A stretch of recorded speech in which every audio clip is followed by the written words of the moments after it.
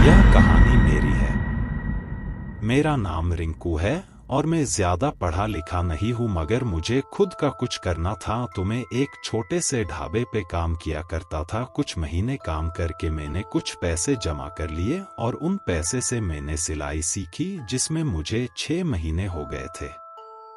अब मैंने छोटे से छोटा काम सीख लिया सिलाई में, और माप लेकर कैसे सूट सलवार पजामा फिटिंग ये काम सीख कर मैं खुश था, क्योंकि मैंने मेहनत की और मैं सफल बना। फिर मैंने कुछ पैसे उधार लेकर एक छोटा सा बुटीक खोला, जिसमें मैं 2 लोगों को रोजगार दे सकता था।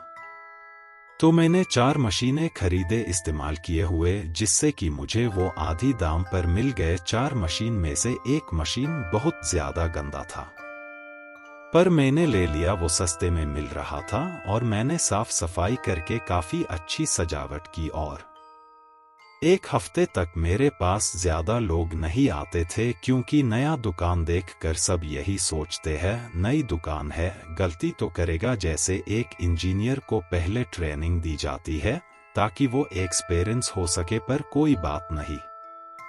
कुछ दिनों बाद मेरे पास एक साथ 4 लोगों के ऑर्डर आया और मैं खुश था, मगर ये सब मुझे अकेले करना था, क्योंकि जिनको मैंने रखा है काम पर उनकी रफ्तार धीरे है, और गलती हो गई तो फिर ये बड़े ऑर्डर नहीं आएंगे। तो मैंने सोचा मैं करूँगा, और मैं ये सब कहते हुए मशीन पर सो गया।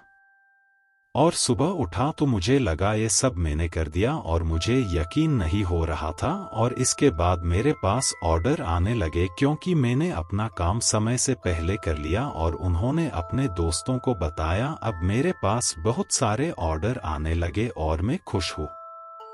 कुछ दिन बाद मुझे एक और बड़ा ऑर्डर आया, और अब मैं पूरी तरह ऑर्डर पूरा करने में लग गया, और मेरे साथ काम करने वाले भी थे। तो मैं सोचता हूँ घर जाकर खाना खा लूँ, फिर काम किया जाएगा, और दोस्तों को कल आने बोलता हूँ।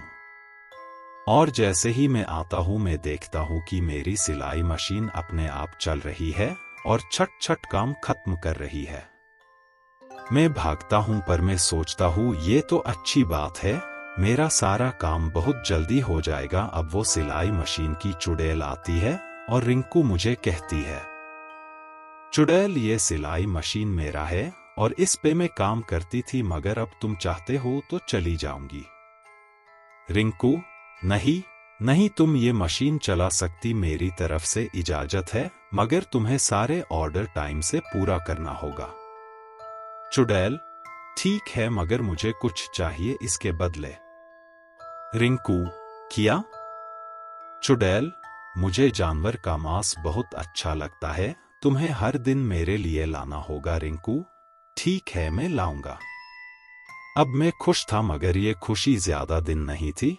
हर जगह मेरी चर्चा होने लगी और मैं बहुत फेमस हो गया। हर कोई मुझे जानने लगा और हर कोई मेरे पास आता था, क्योंकि मैं घंटों में काम कर दे देता था। कुछ समय बाद मैं मोटा हो गया और अब मैं कुछ नहीं कर पा रहा था। सारा काम वो चुड़ैल करती थी और मैं मार गया। मगर रुको बाबा, अभी तो कहानी आधा पढ़ा है, अपने अभी कहानी खत्म नहीं हुई, रुको। मैं मीरा में ही चुड़ैल हूँ। अब ये कहानी मैं पूरी करूंगी। मुझे इस सिलाई मशीन से काफी लगाव है और रहेगा, ये मेरी माँ ने मुझे दिया, और मैंने इस सिलाई मशीन से काफी अच्छा जीवन जिया। मगर मेरे मरने के बाद मैं इस सिलाई मशीन में बस गई।